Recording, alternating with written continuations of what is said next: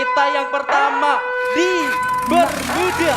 Iya, dan langsung aja ini dia map pembuka dan map pertama untuk ke area Cape Town mengejar meskipun agak sedikit jauh, dan Dranix benar-benar menguasai area pick ini sendirian saja ya. Ya, betul sekali. Dan kalau misalnya kita lihat, seingat gua RRQ sendiri itu lumayan sering turun di pick, tapi entah kenapa dia mulai pindah dan itu akhirnya pick dikuasai oleh Dranix sendirian, dan Boom sendiri sudah mulai mengambil dua area sekaligus, yaitu di Observatory dan Graveyard. Menurut gua ini untuk early lumayan bagus, karena kalau misalkan untuk area Observatory dan Graveyard ini sangat berdekatan, dan kalau misalnya dia bisa ngambil split dua seperti ini, resource-nya sampai ke mid game itu lumayan banyak.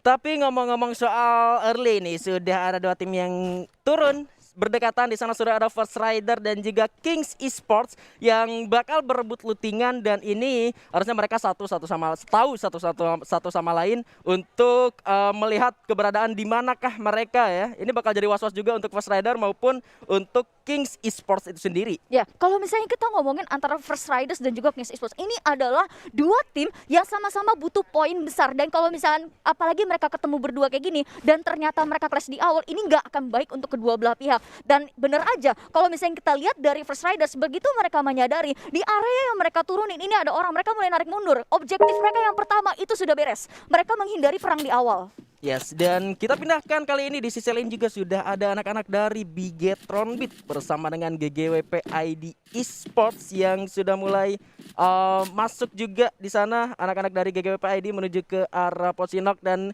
pergerakan dari Mr. Ari pun cukup berhati-hati, mengingat di sana anak-anak dari Bigetron Beat sendiri belum melakukan pergerakan yang cukup signifikan, masih berada di satu rumah ataupun satu area yang tidak terlalu jauh. Dan ini menarik kalau melihat lagi kita bergeser sedikit menuju ke arah Sesmizu yang ternyata bakal ngekat jalan rotasinya dari First Rider itu sendiri. Udah mulai diketahui oleh Fung, dan kali ini masih bisa bertahan di patahan untuk membuat anak-anak dari First Rider tidak turun menuju ke area Bima Sakti. Yes, dan pemain baru dari Sesmizu yaitu Sestanus ini langsung dimainkan di match awal. Yes. Tampaknya untuk Ses sendiri sudah mulai menggunakan strategi yang sangat berbeda dibandingkan 6 match sebelumnya. Memang kalau misalnya kita beralih untuk GGWPA sendiri dan juga Bigetron Beat, ini mereka saling tahan-menahan. Dan kalau misalnya kita ngomongin dari GGWP ID sendiri, meskipun mereka sebenarnya punya PR yang cukup banyak untuk maju ke atas spot, mereka sebenarnya cukup sabar. Kalau misalnya gue lihat di sini, mereka benar-benar tahu bagaimana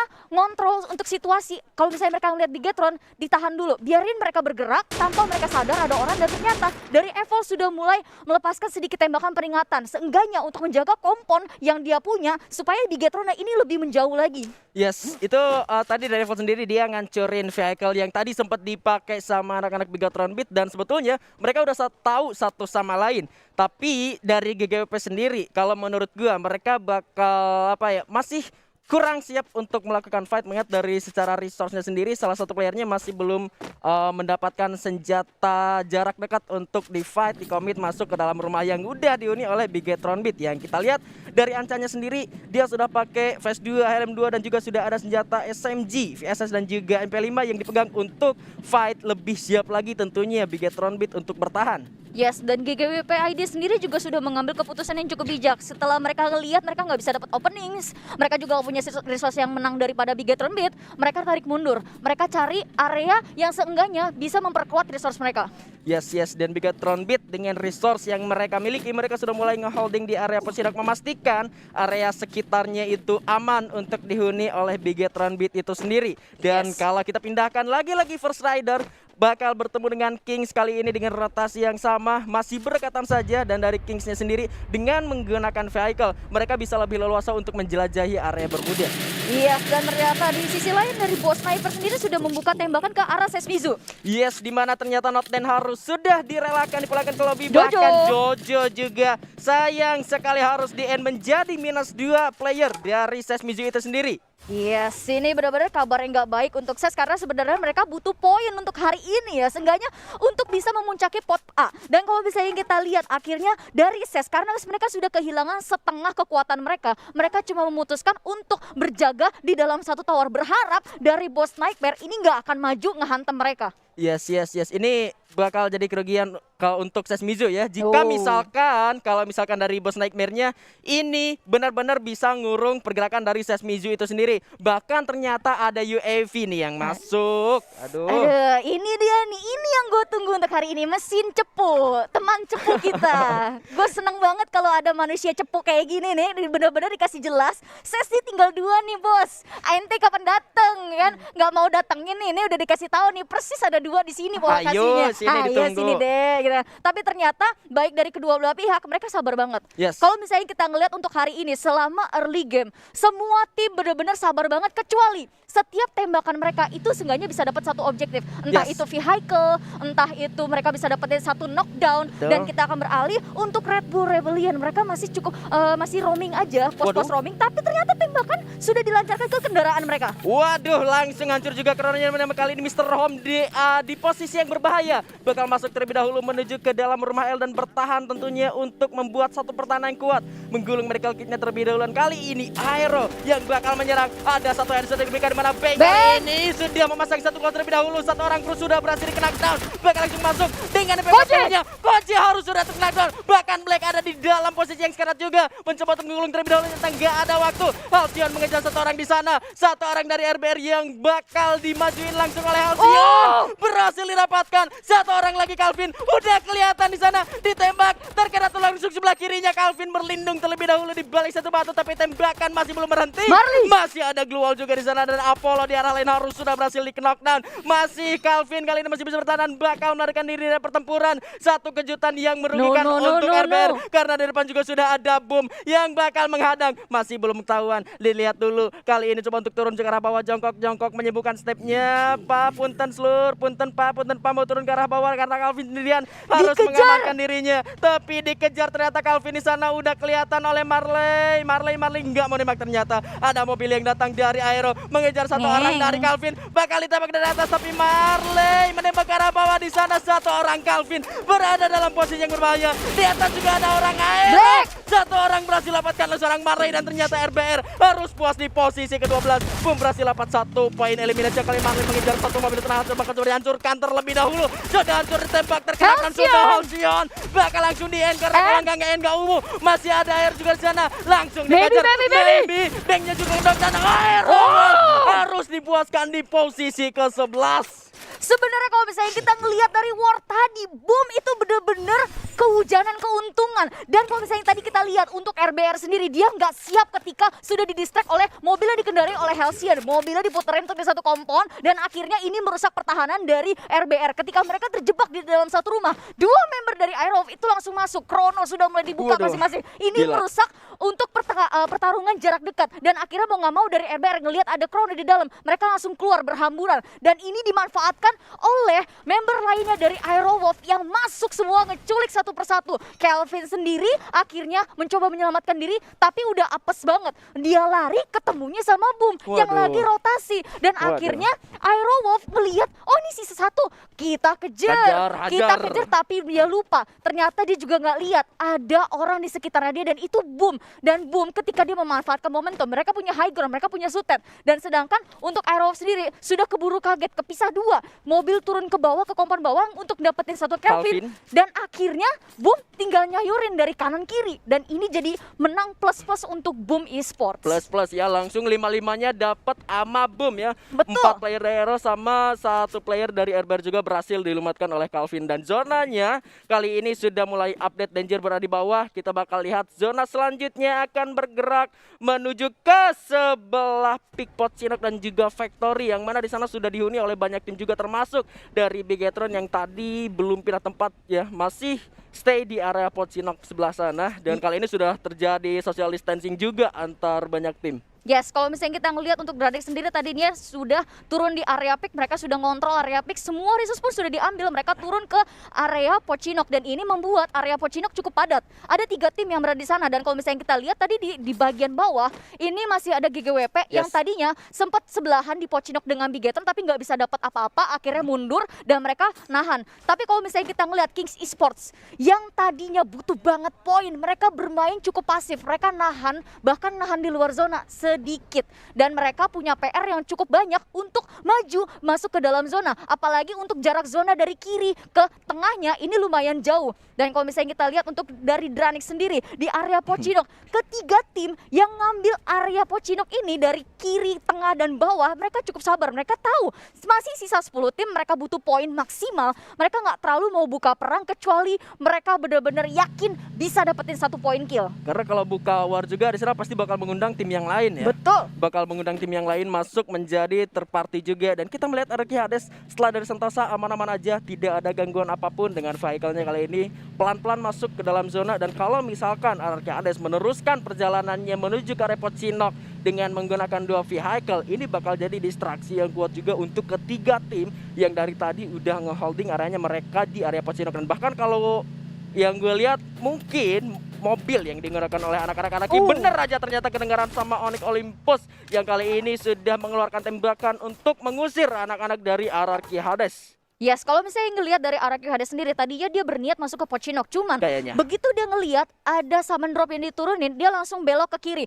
Masih kelihatan sama Onyx Olympus, cuman tembakan dari Onyx Olympus ini nggak sanggup nge-take down orang-orang dari RRQ Hades. Dan RRQ Hades sendiri juga sudah mendapatkan kompon yang cukup nyaman, seenggaknya jauh daripada pandangan Onyx Olympus itu sendiri. Dan Kings akhirnya sudah masuk ke area Mars Electric. Mereka alih-alih ngambil ke tengah, mereka muter ke arah kanan bawah diputerin sama mereka.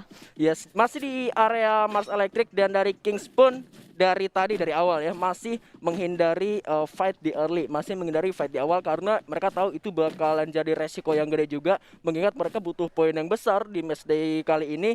Jadi keputusan dari Kings ketika tadi sempat bertemu dengan anak-anak First Rider, mereka nggak mau terlalu mau fight di awal ya. Yes, dan kalau misalnya kita lihat untuk dari Kings sendiri, ini mereka bener-bener nahan banget. Mereka bermain se-safe mungkin, karena kalau mereka kehilangan poin maksimal 1 match aja, ini bener-bener rugi besar. Iya, dan zonanya pun bakal segera update. Fast Rider yang dari tadi satu jajar ya sama anak-anak Kings Esports, mereka sudah berada di atas dari zona, sementara Kingsnya bergerak menuju ke arah bawah, jadi mereka nggak ketemu. Dan menariknya dari Boss dan juga Ses itu benar-benar tidak bergerak sama sekali dari areanya, dan zonanya mengarah menuju ke arah bawah. Yes, dan untuk 2 member yang tersisa dari Sesmizu ini masih bertahan di tower yang mereka huni tadi. Dan kalau misalnya kita ngelihat, ini 1 orang dari Boss Nightmare sudah ditaruh untuk nahan 2 orang itu. Sedangkan 3 member dari Boss itu turun masuk. Ini menurut gua satu movement yang cerdas banget. Seenggaknya ini bisa jadi win-win buat win-win, bahkan plus-plus untuk Boss Nightmare. Ketika dari Sesmizu nggak punya pilihan untuk rotasi daripada dia mati zona, itu udah ditahan sama M-God. Apalagi kita tahu sendiri, M-God itu salah satu player dari Boss Nightmare yang nggak bisa dianggap remeh tembakannya. Aimnya aja, namanya juga udah M-God gitu ya kan. Tinggal kebuktiannya juga sudah bisa kita lihat di matchday sebelumnya ya. Dan kepadatan masih belum saja terjadi fight, dimana dari anak-anak RRQ pun sudah berhasil masuk juga ke dalam zona selanjutnya. Sementara kali ini Sesmizu yang dari tadi ngehold di sana sudah mulai keluar. Kali ini harus benar-benar harus masuk ke dalam zona, meskipun kali ini sudah bakal tertahan sama anak-anak dari Boom Esports. Dan tapi kalau misalnya kita ngelihat untuk pergerakan dari Ses sendiri, dia sadar mereka kalah jumlah, terus juga ada tim yang sudah mereka notice ada 4 orang sekaligus lagi rotasi. Mereka nahan dulu, biarin ini dulu ya. Boom pergi dulu aja, yaudah. Boom pergi dulu. Kita sama-sama pengen rotasi nih, tapi nggak apa-apa. Gue ngalah dulu, lu jalan duluan. Nanti gue nyusul di belakang gitu kan. Hitung-hitung gue bantu jagain, meskipun nggak jagain juga sih sebenarnya.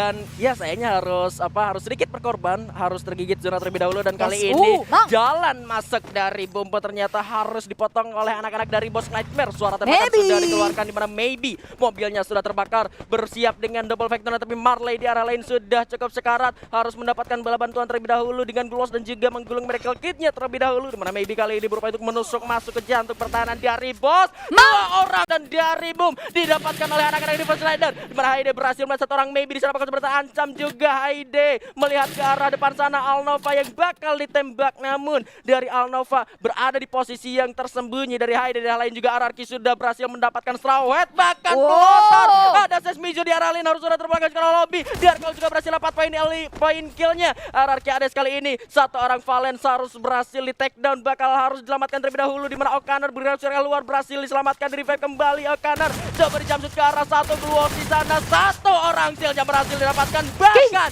Kingsnya harus dipulangkan menuju ke lobby. 3 poin eliminasi berhasil didapatkan oleh RRQ Hades. Ini kalau misalnya gue ngelihat dari Boom sendiri itu dia lumayan terkejut karena untuk Boom sendiri mereka tadinya split 2-2. Gue ngerti maksudnya 2 orang sudah masuk ke factory dan begitu dari 2 member yang masuk ke factory ini udah sadar kalau misalkan mereka ketemu ada satu tim dan akhirnya dari 2 yang atas nahan dulu. Mereka mencoba cari vision dari arah high ground untuk ngelihat ke arahnya bos sniper itu sendiri. Tapi ternyata 2 orang yang berjaga di high ground ini ketahuan sama First Riders. Dan kalau misalnya kita ngelihat sendiri, dan dari First Riders itu berhasil dapetin 2 takedown atas Boom Esports. Ini bener-bener nice banget. Dan bisa kita lihat dari sini Onyx Olympus tiba-tiba sudah kehilangan 2 membernya. Ini bener-bener perang di pinggir zona yang lumayan pedes banget.